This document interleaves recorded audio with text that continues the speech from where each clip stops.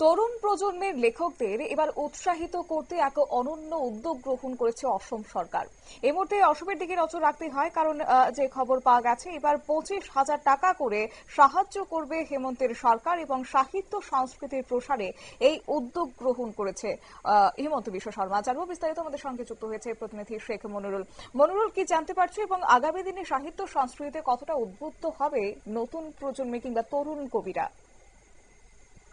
দেখো, ভারতবর্ষের প্রত্যেকটি রাজ্যেই তরুণদের মধ্যে কিন্তু লেখার যে বা সাহিত্য রচনার যে রসবোধ, সেটা কিন্তু আস্তে আস্তে বিলুপ্ত হচ্ছে। এই মোবাইল ইন্টারনেটের যুগে বহু তরুণ প্রজন্মের লেখক লেখিকা কিন্তু সেইভাবে উঠে আসছে না। কিন্তু ভারতবর্ষের মধ্যে প্রথম কোনো অঙ্গরাজ্য এই ব্যাপারে কিন্তু উদ্যোগ দিল এবং নতুন প্রজন্মের লেখকদের উৎসাহিত করতে ভারতের প্রথম কোনো সরকার কিন্তু এই ধরনের একটা কর্মসূচি নিয়েছে।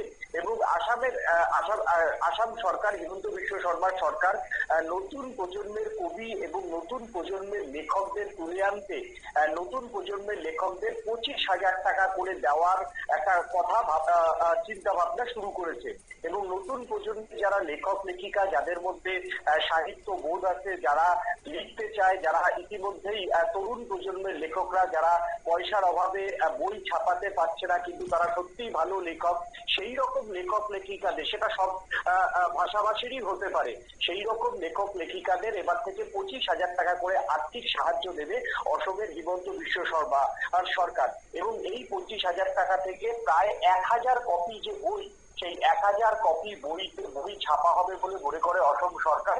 এবং এই ধরনের এইভাবেই নতুন প্রজন্মের কবি, নতুন প্রজন্মের সাহিত্যিকদের কিন্তু উৎসাহিত করছে। দেখো, সামনে 2026-এর ভোট, সেই 2026-এর ভোট নতুন প্রজন্মকে আরো বেশি, নতুন প্রজন্মের যে সিভিল সোসাইটি যাকে বলা হয়, সেই সিভিল সোসাইটিকে কাছে টানার জন্য অসমের সরকার এইরকম একটা উদ্যোগ দিয়েছে বলে কিন্তু মনে করছেন রাজনৈতিক মহল। তবে হেমন্ত বিশ্ব শর্মার এই উদ্যোগকে রাজনীতির সঙ্গে অনেকেই মেশাতে চাইছে না। তারা জানাচ্ছে যে সত্যি যদি সরকার এরকম ভাবে নতুন প্রজন্মকে লেখালেখির জন্য সাহায্য করে, তাহলে ভারতবর্ষের যে তোমার হচ্ছে সাহিত্য, সেই সাহিত্য আরো এগিয়ে যাবে। অসমীয়া যারা লেখক সেখানে রয়েছেন তারা এগিয়ে যাবে, সেখানে যারা বাঙালি লেখকরা রয়েছেন তারা আরো বেশি করে এগিয়ে যাবে বলেই মনে করছেন সেখানকার সাহিত্যপ্রেমী সাধারণ মানুষ।